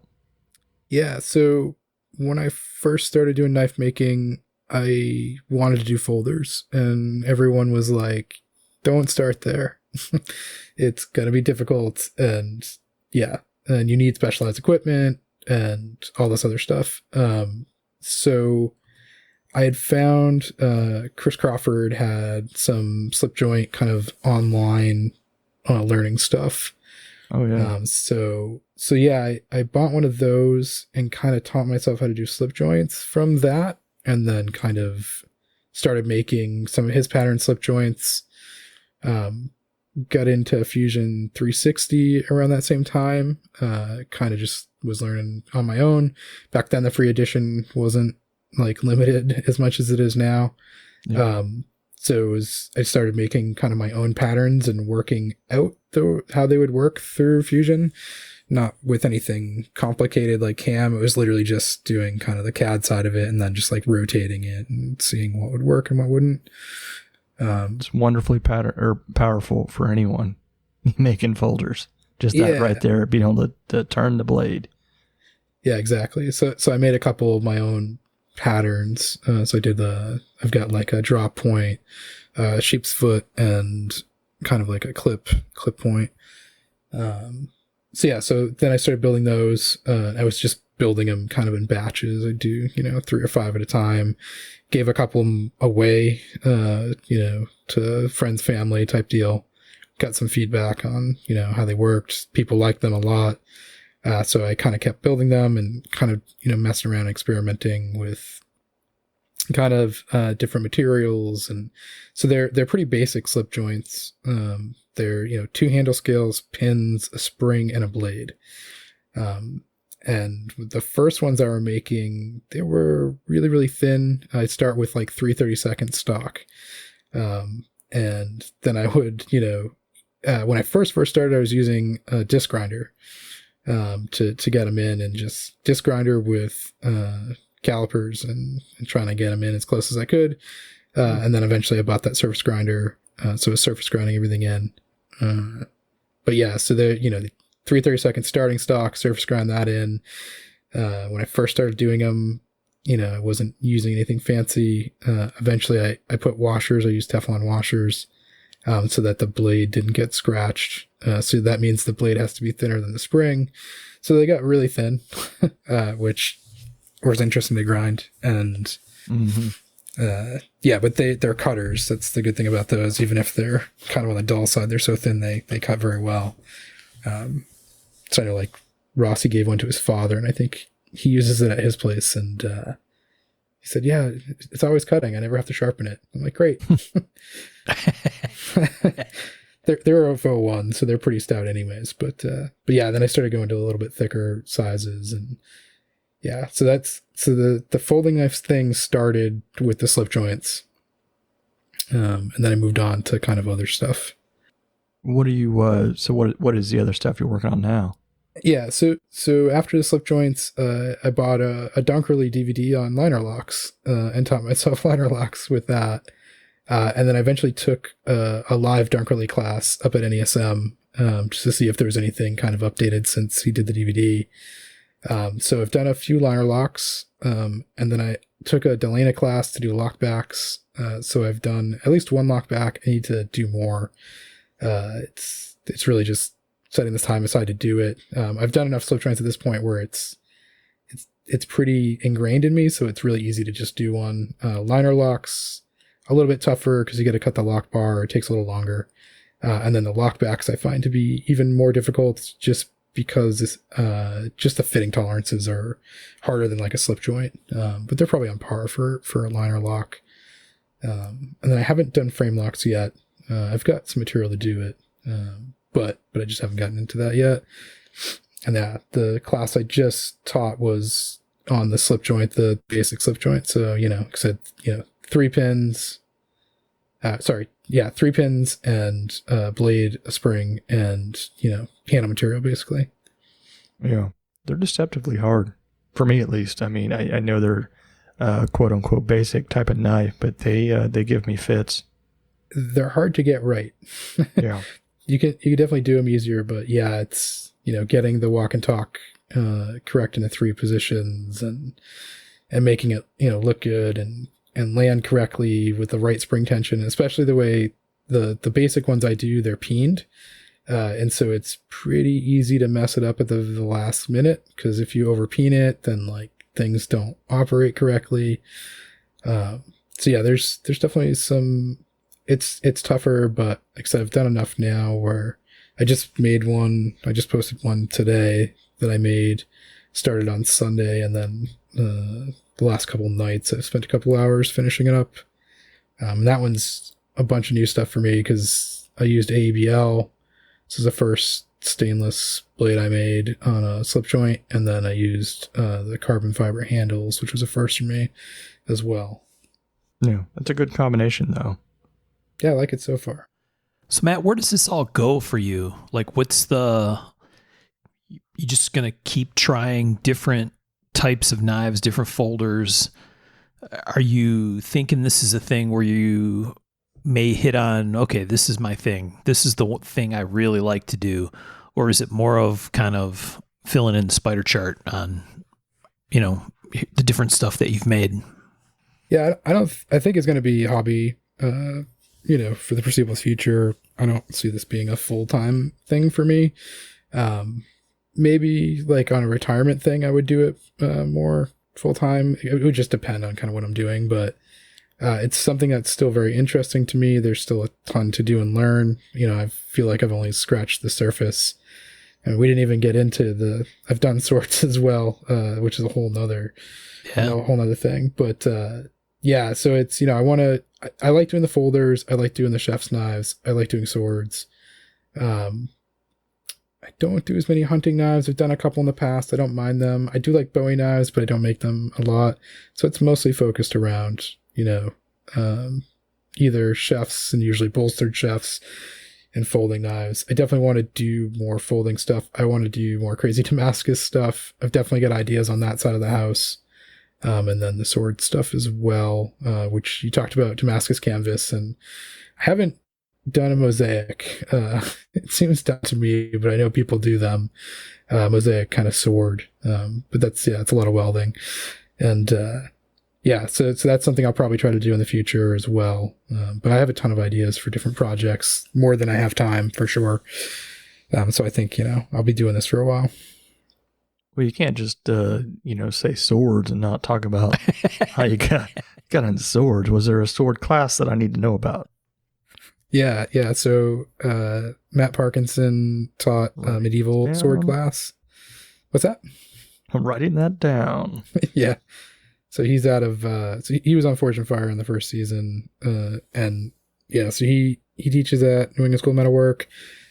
He also has his own shop, Dragon Breath Forge, that he teaches out of now. But he's done a couple medieval sword classes.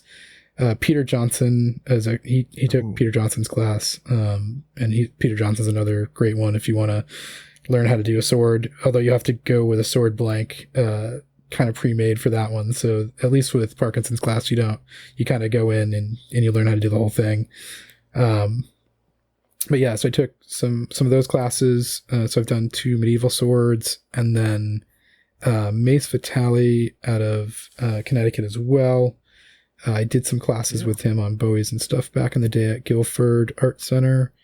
And he was on Forge and Fire, and he ended up doing a Chris sword on Forge and Fire. And I really like the Chris swords. So I had him come up here to my shop, and we worked on a Chris sword together. So we did a Gomai sword. And I think it was 1084, 5920, and wrought iron. And so yeah, that's kind of what got me into the Chris's. And then I ended up doing a Chris sword on my own later. That is based on more of a historical example, and it's a multi-bar. So it's 2 bars in the center that are twist core, and then the blade edge is 1080, and I just sanded that down to silver. So you've got basically this, double twist bar in the center that's nice black, and it follows that kind of serpent shape, and then you've got the outside edges that are clean. And on both of those, I end up forging the guards in a kind of way I've never seen before. So they kind of mimic the sword. The first one I made was out of copper, the guard, which was kind of a pain to forge, because you need to put, I end up putting like multiple twists in it. And with copper, you like twist one side, you end up untwisting the other. So that was kind of interesting. And the second one I made, it was a similar guard, but I did it out of Damascus. So it's kind of like a straight guard, and at the end, it tapers and kind of curls up on both of those. But yeah, so really kind of enjoy doing swords as well. I invested in some equipment here to kind of be able to heat treat those as well, so I can do more of those. So I try to do like one a year. I haven't done one yet this year, but been thinking about it.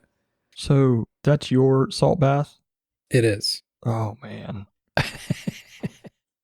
I'm so scared of them, but yet I also want one. They are definitely scary. It's one of those, like, you definitely want to know what you're doing, and much respect. So if you see that video, if you're looking at like my Instagram, I'm in the ridiculous getup of like that silvery suit. And that's the kind of stuff that when you go into a volcano, it kind of keeps the heat out. So I'm trying to, prep as much as possible to kind of stay away from that. And then no moisture at all on any of the equipment. Yeah, you don't want to sweat around something that's super hot. Yeah, well, the problem is the sweat hits and then it rapidly boils and it becomes a volcano. But yeah, it's kind of like, so I always, torch everything off before I put it in, and I can tell you there's an immersion thermocouple that goes in there. And one of the days I was using it was pretty humid, and I had torched it like 20 minutes before. And so I always put things into the bath slow because it's the smart thing to do.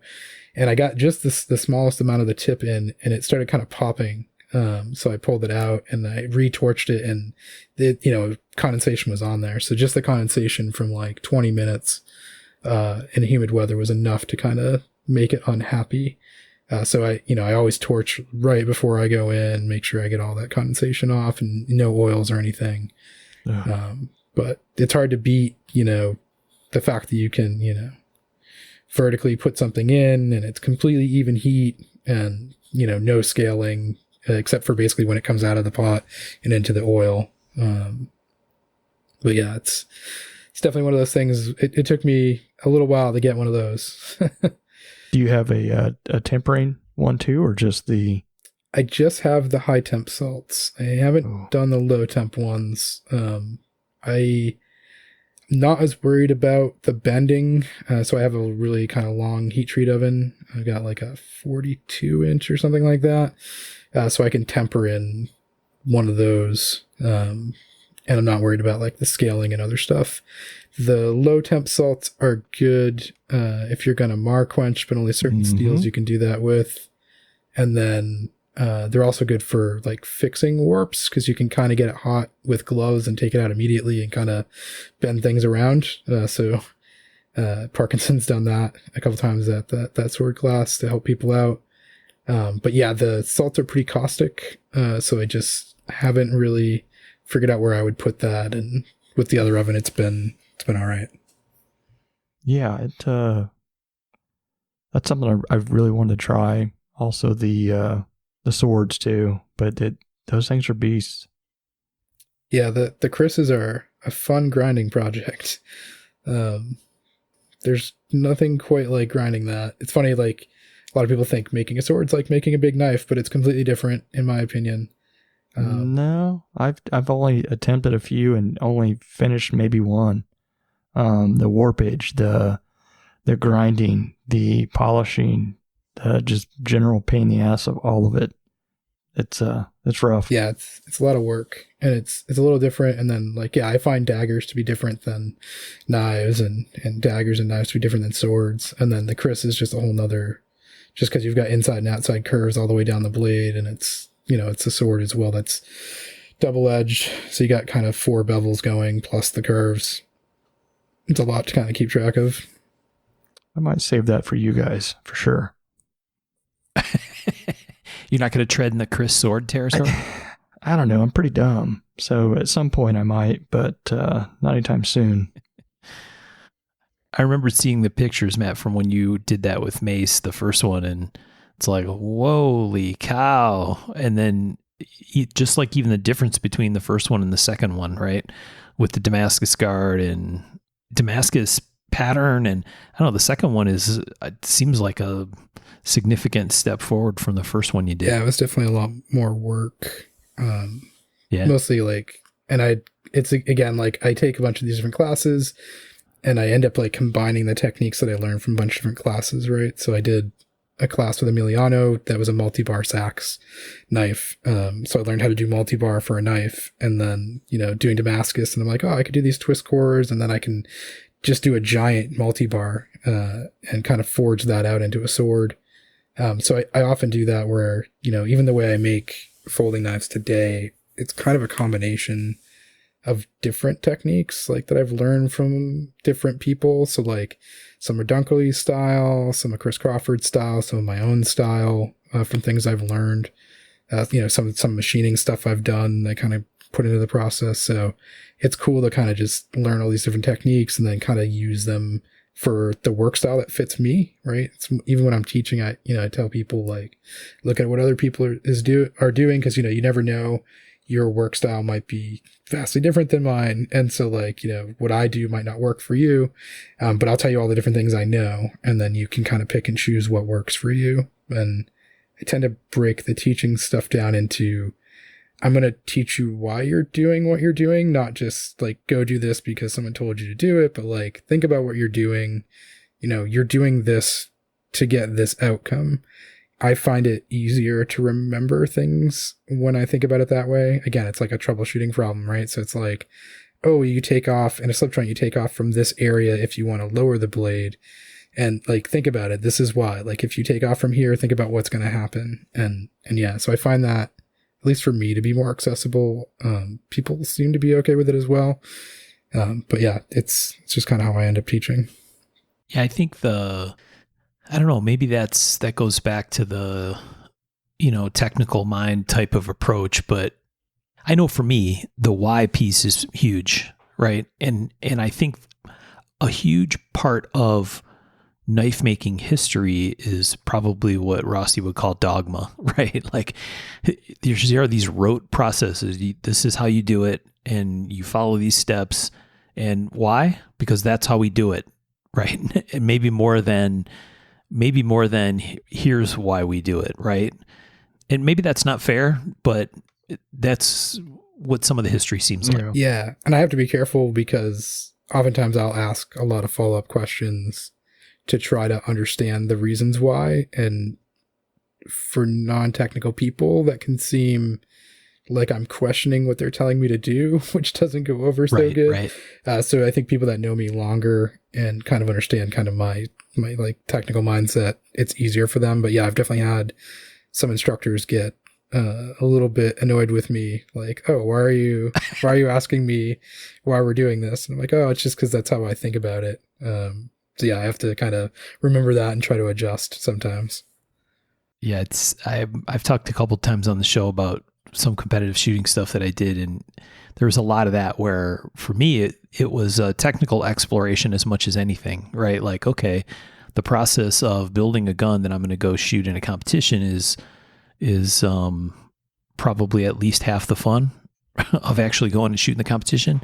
And then, it's like, oh, well, what would make this work better? How would the recoil affect the flip of the gun less? How could I make it shoot faster? How could I make shorter recovery time shorter? All kinds of stuff. And, that turned into a bunch of funky projects that when I went to some bigger, national level matches and stuff, I got a bunch of sideways looks like, whoa, are you sure that's legal? I'm like, yeah, it's legal. It's not illegal in the book, so therefore it's legal.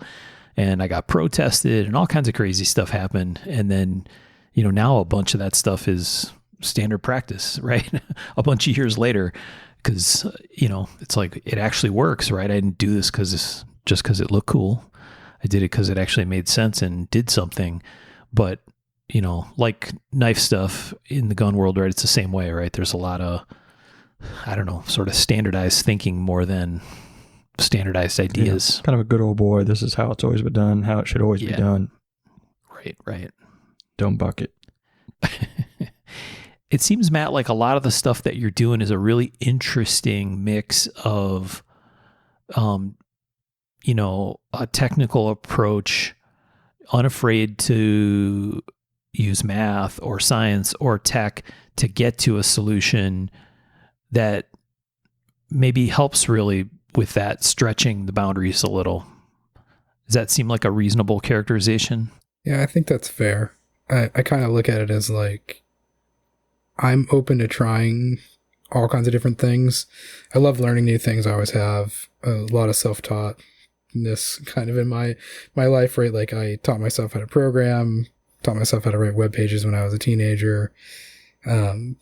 Just a lot of self-taught in general. So I just have always liked learning things. I'll go read a book or watch an online tutorial or whatever.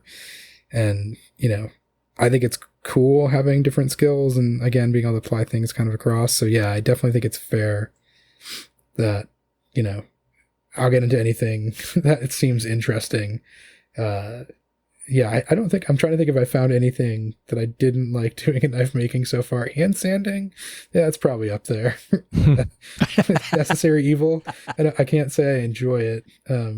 It's gotten easier as I've gotten better at grinding.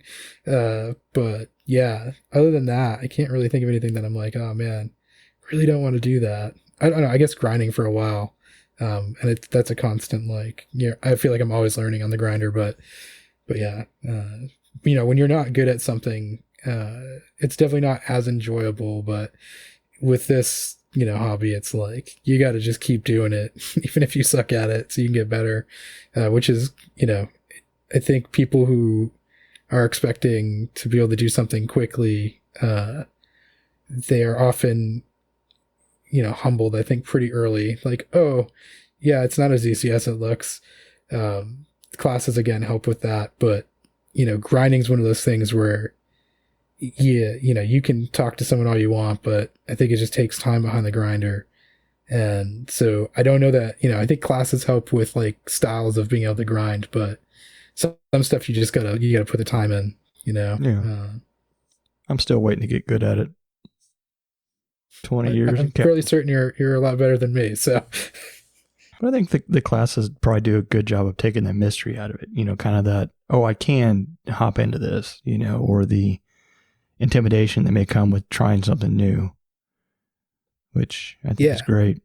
You get a lot of like different people's techniques too. And I think that going back to what I said earlier, is like what works for you, right? Like how do you grind? How does every other person grind? Like I know, Tom does a lot different grinding, I think, than some of the other people that I've seen. Yeah. And so like, and Rossi does his style of grinding, and, Jay has his, and, Salem has his. It's all rooted in the same thing, but everyone kind of has their own, this is kind of how I do this section. And so getting to observe that stuff is really cool because it gives you ideas of things to try to see if it works for you. And not all of it does, but. Well, yeah, I think there's something to be said about it. And I think Rossi has talked about this before, about just being surrounded by creatives or like-minded people, and how kind of inspiring it is to just be around type people like that are there to help and there to build sort of the same thing. But like you said, they have different ways of approaching it, and you get to collect it all that in, pull it in, and be like, well, then this is my way. Yeah, I definitely like collabing with people. It's that learning piece, and it's just like I tend to find myself pushing myself and others around me more and more collabing. So I do it on my own. It's great. I have my ideas. But again, working with someone like Jay will be like, yeah, keep going. And you're like, yeah, I would never have done that on my own. And he's like, yeah, keep going. And you're like, okay, I'll keep going. Cause he does a lot of like, restacks, rewelds and intricate stuff. So, I might have stopped to have usable material, or more usable material. And he's like, no, do another weld. It'll look even better. And I definitely wouldn't have done that on my own. So it's cool to see that kind of stuff. Yeah. Do you think the approach of going heavy, it feels heavy anyway compared to what a lot of knife makers do, digging deep into the class thing? I mean, maybe this just simply makes sense to you and that's why you do it, because that's kind of what it seems like to me, right? Like, yeah, why wouldn't you go take a bunch of classes, right? Like you said, if I can save a bunch of heartache along the way, it's only logical to go do that. But did you go into this kind of with an open mind about all of that kind of stuff, or did you have more expectation that you would be able to just kind of do stuff on your own? Not that you haven't done a ton of that anyway. Yeah. So I think, for me, it was like, I have all this stuff. I should try to learn how to use it the best I can. And that's kind of how it started, where it was like, let me go take a class, see how that goes. And then it was like, oh, look, like these facilities are really well equipped. People, know what they're doing on all these different machines. My shop class in high school was not very good. It's the time where shop classes didn't really, we made a balsa wood bridge, and that was about it. And it was like X-Acto knife. So like, I didn't get taught how to use a drill press or a bandsaw. I learned some of that stuff. My dad was an electrician. I used to work with him in the summertime. So, I can drill studs and run wires and such, but like, yeah, some of these other tools just never really had exposure. So, it's like learning all the basic stuff when you first start. It's just much easier to go to someone who knows. And then it was like, I don't have all this equipment, and it's almost cheaper to go to a class than to buy all this equipment for something that I'm definitely interested in, but like, how interested is interested? Like, is this going to last? So doing a bunch more that way. And then like, you start taking intermediate and advanced classes, and it's like, okay, like now I'm on my own. I know how to do stuff, but now I'm like pushing that limit. Like, how far can I push myself? And that's these days, I haven't taken a basic class in a while, and the mindset shift there is a little different.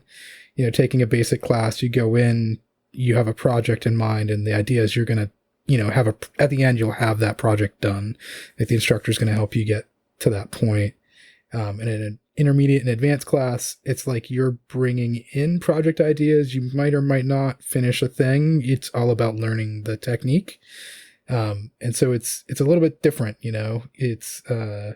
it's a little more kick in the pants, I think. When you do a project, you're like, hey, I have this cool thing I can show people. But like, if you don't put the work in an intermediate and advanced class, like, you're not going to have that. Like, you have to bring a significant, more amount of work and energy level to really succeed in those. And so, yeah, it's a little bit different as I kind of moved into those, and I wasn't sure I was ready at the time, but I was like, I was talking to, Nick, like, hey, do you think I'm ready? He's like, yeah, you'll be fine. So it was good. And these days, like I said, it's mostly like I'll be taking Grace Horn's scissor class coming up here in, I think, October. And yeah, so it's like something that, I don't make scissors, but I think it's cool. It's an extension for me of doing other things. And yeah, I'll definitely, I wanted to learn that, and she makes really cool stuff. So yeah, it's like, yeah, I'll take that class. That's really cool. Well, and the way you're doing it, I don't know, there's a little bit of, maybe not a little bit, maybe largely, like, I'm going to go do some stuff, some of it outside maybe what I think is my thing, as a way to, like you said, learn techniques, learn processes, learn sometimes maybe even thought process, right? Approach kind of stuff on how to come at a project. And then from there you piece together, what is your thing and how does it work for you? Yeah, for sure. Yeah. It's definitely cool to see. I don't know any other way to like really work next to some of these people. It's almost like mini apprenticing for a short period of time. So yeah, I'm definitely looking not just at the class, but like you said, like how they work, kind of how they approach things. Yeah, so I think it's super beneficial. I think like a lot of knife makers, it's expensive, right? And so that's probably the thing. A lot of people either can't take the time off, or, it's taking multiple classes a year. It definitely is pricey. That's why this is a hobby, right? Like I don't expect knife making to be able to pay for like the classes I want to take. I mean, you could, there's definitely knife makers that make decent money. But yeah, so I count myself lucky that I have a decent, enough day job to be able to kind of supplement some of this stuff. But yeah, I definitely can appreciate working with these guys. Well, that's really cool, man. I think your journey looks a little different than many, and that might not be accurate, but it seems like a piece of it is kind of finding yourself. Maybe finding yourself's not the right way to say it. Maybe it's finding the right people and situations to be in to, kind of head down that collaborative kind of a path, right? Where, it's not like you're going to work with somebody and they're giving you their secret and you can't share it with anybody else. You know what I mean? It doesn't sound like that kind of approach at all, right? And from our conversations with Nick, with, the kind of environment that he prefers to work in, that whole, I think Michael talked about it earlier, right? The idea of basically like a creative sphere that you get into or work your way into realistically, right? It seems like a super, super positive thing. And for what you're doing, which is kind of exploring the limits of what this stuff is all about, that seems really critical, right? If you didn't have that, this probably would be a lot less fun. Yeah, for sure. I think that's a good assessment of kind of where I'm at, for sure.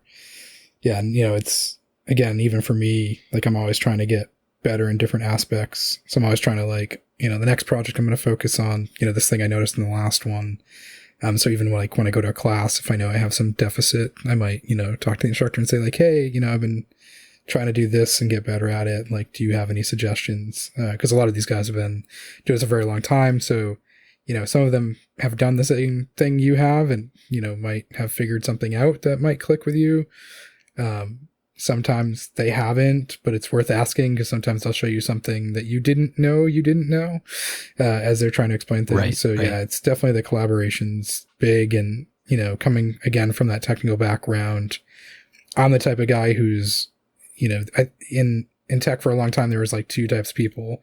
There's the guy that wants to do job security. He's going to protect, at all costs, all the knowledge he has. And then there's the guy that gives away information kind of freely. And I'm of the latter type, right? I'm always been like, I would rather tell you what I know so that you can respect what I know than try to hoard information and pretend that that's going to make me better somehow. And so I think, a lot of the guys I'm learning from that I enjoy working with are that same way. They, they're free with the information. They, most of these guys they know that even if they tell you something they're doing, they've been at it for so much longer than you. It's not like, you're going to surpass them necessarily. But I think in general, I think the knife community in general is pretty free with information these days. I know that's not always been the case, but it seems like, social media and such, I think has kind of opened up that information. So it's pretty readily available and people, I think, are just talking about things more these days. Yeah, no, that's awesome. And it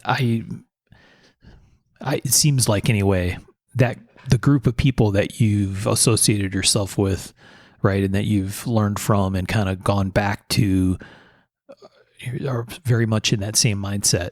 And we have I've had the same experience in the engineering world, where, I worked with a number of really smart people over the years who weren't really interested in telling you how they did it, right? Because it felt like they would diminish their value to the company if they did. And, that sets up a whole bunch of weird things, especially when you're all working for the same company. And in this case, everybody's got their own thing. And maybe in some ways that encourages or could encourage that behavior even more, right? Just because, it's your bread and butter for people that are doing it full time. So I think, getting yourself with the right people seems like a huge piece of the story. Yeah, for sure. Northeast culture, I think, is pretty good. Most of the people I've met up here in Salem's from, Northwest. most of the experiences I've had. But yeah, I think pretty much everyone I've met has been pretty good. You know, there's always a few people you meet along the way, but not worth focusing on for sure. Right. Yeah. So you mentioned earlier the machining thing and having interest in that kind of, or that kind of wanting to pull you in a direction. It sounds like the machining aspect of what you're doing these days is it still largely a support thing for the knife work that you're doing? Or do you think that there's something there that you're going to go explore further? Definitely can see growing in that area more. Like I definitely enjoy machining, and kind of making tools and making different things like, ridiculousness. I needed a striker plate extension, for a door that kept flying open, and was like, well, I've got a machine shop. So I made, a striker plate that probably cost, in the magnitude of a few $1,000s when you calculate all the equipment. And I was like, I should have made it out of Damascus, because I can just imagine the next person that owns this property being like, what is this? But yeah, no, it was just monosteel. So I think, the machining scratches an itch for me with that problem solving, right? It's just like, I don't know, there's something really enjoyable for me about machining, like just making something from just raw material. You definitely get that with forging and knife making, don't get me wrong, but I'd love to get into like CNC and Haas and stuff. I don't have any shop space left. I wish I did. But yeah, I think maybe in the future, I've done some of the 3D print stuff, except I'm in a Fusion, given the right like circumstances and space, I could see me doing that more. If I had space, I'd probably have a pantograph as well, because I think you can do kind of cool things with that. I'm mostly into manual machining at this point, right? Bridgeport, lathe. But that's mostly, I don't mind CNC. I just don't have the space. Otherwise, I'd probably be trying to get one. Right. Like manual machining, it's basically like 3D mathematics. I mean, you do a formula, or you do your subtraction, your addition, and you create your piece from that. And it's kind of soothing, I guess, when it all falls in line. Yeah, there's just something about like, taking a cutter and running it across this metal that doesn't, normally bend or do anything, and you're just forming it kind of with your hand behind controls. Although I bought this thing for my lathe that is like literally a manual control. There's this guy in Australia, Centric Engineering. He makes this thing you can use in your lathe where it's like a plate that goes on top, and you can actually like manually machine with your hand in this little tool, which is really cool. So I've been messing around with that a little bit off and on, but.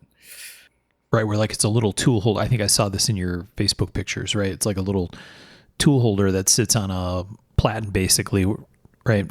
Where you run up against the end of the rotating part. Yeah, so you can make like freehand. There's almost like a pantograph attachment as well. So you could like copy something, but you can like freehand like ball turn or like all these other different things. There's holes in the plate you can use to help like, make arcs and things, but it's all hand pressure. So it's pretty neat to do like, kind of, I guess like almost like a wood turning, but on metal.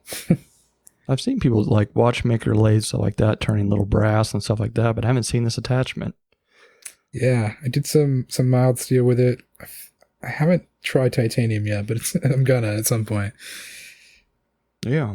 It sounds like you're just having fun, and yes, you are having a hell of a knife making journey, which I kind of envy. I think that would be fantastic to just, you're doing what you want to do. You're building what you want to build, solving the mysteries you want to solve with knife making or forging, Damascus, all that fun stuff. And hell, man, I appreciate anyone that's just enjoying the community and the craft of it. Yeah, definitely appreciate that. I appreciate the shout out in the prior episode as well. It's one of those things sometimes you're like, man, I don't need another slip joint knife. Why am I making this? And am I doing a good job? I definitely have those thoughts a lot. I don't necessarily sell a ton. So there's been times where I'm like, should I keep doing this? Like, how many of these do I need myself? So it's good to hear other people appreciate, some of the stuff I'm doing, because it's hard sometimes to know that, right? Like, you get likes on social media, but likes don't translate to sales, and likes are easy to do. but yeah, actually having people appreciate your work, it's something that, I think it's nice when it happens. So. Well, and maybe with the way that for you with this as really a hobby thing, I mean, this selling stuff is kind of a nice to do, really, right? Not I got to do this, which, I've said that on the show a bunch of times in the past, and I think the guys have all experienced that as well, right? The fastest way to turn something you really love into something that's kind of a friggin' chore is to make it your job, right? Mm-hmm. Or try to go make a buck doing it. And you can take the fun out of it fast if you're not really, really careful. That's a whole level of stress that wasn't there before. Right. Yeah, I've been trying hard not to have that happen because it is something I've experienced with previous hobbies. And it's like, yeah, I've been purposely trying not to put that pressure for that exact reason. But in the same token, again, I've got a whole slew full of slip joints, and I don't know that I need any more, but I keep making them. so you get to a point where you're like, can someone please buy this? Right. Because it's just sitting here, and I would rather have someone using it. So it's kind of like, it's funny too, because I think a lot of people, especially family, right? I think they maybe assume someone's going to buy it, and then no one does. And everyone's like, that's so great. You should get like at least this much for it. And you're like, yeah, but no one's buying it. So if you think that, like, you can pay me, that's fine. Right. Oh, that's awesome. There's always lots of opinions when it's not someone else's money. Yes. Yeah. What, so what, I think the last thing we had written down here, Matt, was, what kind of advice? So, we have lots of folks that listen that aspire, I think. We have lots of knife maker listeners, but I think we have lots of people who kind of, in some cases, are probably kind of on the very edge of like, I might really want to try this or explore it a little bit. What's your advice for people who are considering dipping their toe? Yeah, definitely take a class, right? It's way cheaper to get into this taking a class than to just buy equipment and try to muddle your way through. I mean, it's obviously not one size fits all, like kind of going to depend on your background and kind of what you can do and what you have for shop equipment. You can definitely do it on your own if you've got some mechanical skills and you have the equipment. But I think, learning curve wise, if you're looking to up your game as quick as you can, find someone, whether you take a class, public class, or you contact someone you appreciate their work and that they do private classes or are willing to kind of talk to you. Like, you could start there. The public classes exist. There's so many schools now in all the different areas of the country. You should be able to find something out there. And I think, take the class, see if you like it, take another class, see if you like it still. Maybe even take a third class before you invest would be my advice. Because you don't want to, as much as I can appreciate when someone invests and then decides to get out of it because it's cheaper equipment out in the secondary market. I think it's a decent. It's not cheap to do knife making, both in time and money. So I think it's much easier to try to see if you like it using someone else's equipment, and then do it a couple times. Hand sand a few knives and make sure you like it still. And then, maybe get into it a little more from there. Excellent. All right, man. Well, thanks for taking the time to chat with us. I think it's, you brought a really interesting perspective and I think a path we haven't really talked about on the show before. For sure. Right. So. They definitely had a great time. It was a good talk. And I don't think we even mentioned your Instagram handle. Oh, yeah. We should get that out there. Might be a good idea. Right. So it's Boisvert Knives, and I should spell that because it doesn't look anything like it sounds. So BOISVERT Knives on Instagram. That's usually where I post up work, stuff I'm either working on. So I'll do some kind of in progress stuff sometimes or finished projects. And I don't do a ton of stuff a year. I used to do more per year, and these days I'm focusing more on the quality side, so it's not as frequent as it used to be, but I feel like the outcome is better. Yeah, for sure. Yeah, we've talked about that a bunch, right? The kind of seeing your progress. It's not like certainly not an overnight thing by any stretch of the imagination, right? You've been doing this stuff for some years at this point, but the progress along the way and seeing you explore a bunch of different stuff for us, I think has all been really fascinating to watch. So thanks for letting us come along with you. Yeah, man. Yeah, enjoyed it thoroughly. Yeah, Sean's been quiet this episode. And I've just been listening. Yeah. Yeah, we didn't kick Tom off. He had a little emergency to take care of. Yeah, So Tom had somebody he had to go take care of. That's why I had to mention the grinding. I was like, see, he's not here. Right. Yep. Tom, we hope you're doing all right. We need to say thank you to our friends from Patreon and to George from American Metal Exchange and the Giant Mouse guys. We appreciate y'all. And Matt, we appreciate your time and walking us through a pretty cool history of your own and path. And I really like these pictures you had on Facebook recently. This was like a museum you went to. Tell us about that really quick right before we wrap. Yeah, so recently I went to 2 different museums. The Industrial Museum, there's like the Charles River Industrial Museum in Waltham, Mass. Was one of the ones I went to. It's got some really cool machining equipment, steam engine, generator type things, watchmaking upstairs from the old Waltham Watchmaking Company, and other cool stuff. And then earlier this week I went to I think it's the Industrial Precision Museum. I'm not sure if the name's exactly right, but it's in Vermont. They also have machining equipment. They've got some cool like mini displays of machines that are kind of belt driven. They've got the first Bridgeport, serial number 1 there, and a ton of other kind of older planers and lathes and stuff. So yeah, it was kind of cool to go look at some of the old machines. I definitely appreciate machines for sure. So it's a fun time to go to those museums and look at that stuff. We're going to have to rope those into the epic Mark of the Maker field trip. Yeah, I mean, I'm waiting for you guys to get to the Worcester Art Museum and take me with you. Yeah, absolutely. When you raid the vault. Yeah, I was there 2 weeks ago. I went there. Oh, nice. Matt, if have you been to the Henry Ford Museum here in Detroit? I have not. Yeah, if you ever get over this way, definitely check it out. If you like that machine stuff, there's a fair bit of that. Sean, you went there with us. Oh, yeah. There's everything there. They're like trains indoors, locomotives and train cars, and obviously tons of car stuff, but like entire section of Industrial Revolution kind of things. Everything from sewing machines to steam engines to you name it. The collection is amazing. But if you enjoyed that stuff that you posted pictures of, you would love that place. Yeah, I'll have to check it out for sure. All right. Well, thanks everybody for listening and sticking with us here through another interesting conversation. As always, join us in our Facebook group. Tell us what you think, what's going on. Matt is with us there in the group as well. And yeah, man, when you do some cool stuff, don't be shy about sharing it with us in that group. yeah, man. Yeah, hopefully I'm a friend of the show now, so I can Yes. share it there. You are officially a friend of the show. You're a friend of the show before, but Yeah. All right, thanks for having me, guys. No, thank you for coming on, man. Yeah, thank you. thanks everybody for listening. We'll talk to you next time. Thanks all. Thanks, folks.